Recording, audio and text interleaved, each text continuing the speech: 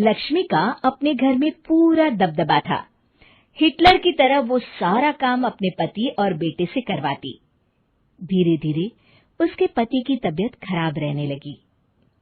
सुनो जी, अब आप बुजुर्ग हो गए हो, काम में भी अब हाथ आपके फुर्ती से नहीं चलते। अरे भाग्यवान, भगवान से डर। तुझसे मैंने शादी अपने इकलौते बेटे के अच्छे पालन पोषण के लिए की थी, लेकिन तूने तो उसका बेड़ा गर्क कर दिया। मैंने क्या किया? पढ़ाया लिखाया, अब नौकरी नहीं लग रही तो मैं कैसे जिम्मेदार हो गई?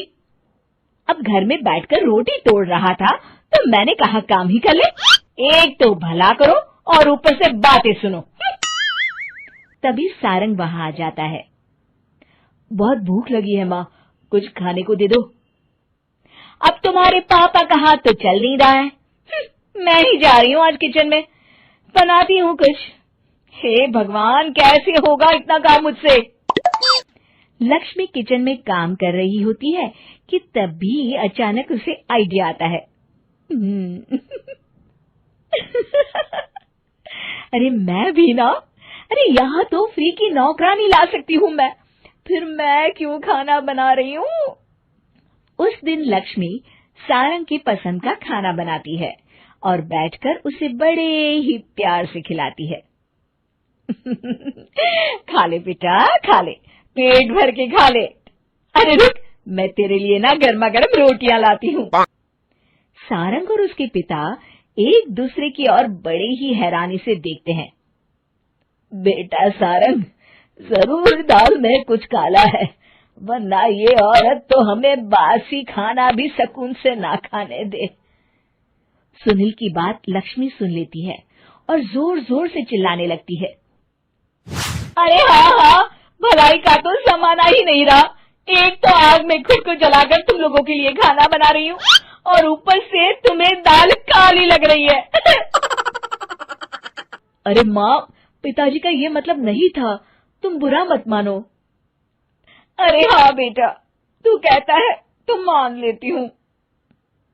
लक्ष्मी सारंग के पास बड़े ही प्यार से बैठ जाती है और फिर कहती है, बेटा मैंने ना तेरी शादी करने की सोच ली है।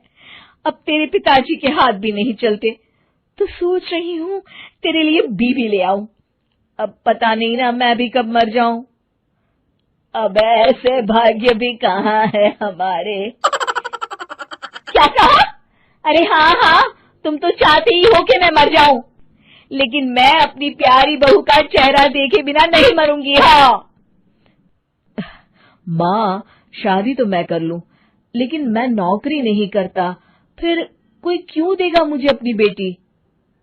अरे क्यों नहीं देगा बेटी? इतना बड़ा घर, खेल खलियान है, किस चीज की कमी है हमारे पास? जो आएगी राज करेगी, राज। हम तो ना कर पाए राज, ये बोलो कि एक और नौकर तुम्हारे पास आ जाएगा। मैं कहती हूँ चुप हो जाओ। अरे खुद के घर का खाना बनाएगी तो क्या नौकरानी हो जाएगी?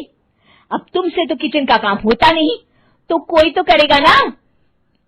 ठीक है माँ, तुम जैसा सही समझो बस। अब मेरी एक शर्त है, लड़की जो भी हो वो दिखने में कैसी भी हो या कहीं की भी हो, बस पढ़ी लिखी होनी चाहिए। अरे हाँ, ला देंगे पढ़ी लिखी बेटा, मैंने कौन सा काम करवाना है उससे। हाँ। और फिर एक दिन पास के गांव की ही रति से सारंग की शादी हो जाती है। रति दिखने में बहुत ही सुंदर थी, साथ ही साथ काफी पढ़ी लिखी थी। रति को लक्ष्मी के सौतेले होने की बात पता नहीं थी। शुरू में जब रति ने सारंग को घर का काम करते देखा तो हैरान रह गई।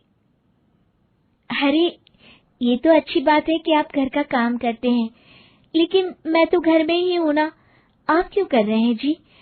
जाइए, आप नौकरी के लिए अप्लाई कीजिए ना। तभी लक्ष्मी वहां आ जाती है। अरे रति बहू, करने दे उसे काम।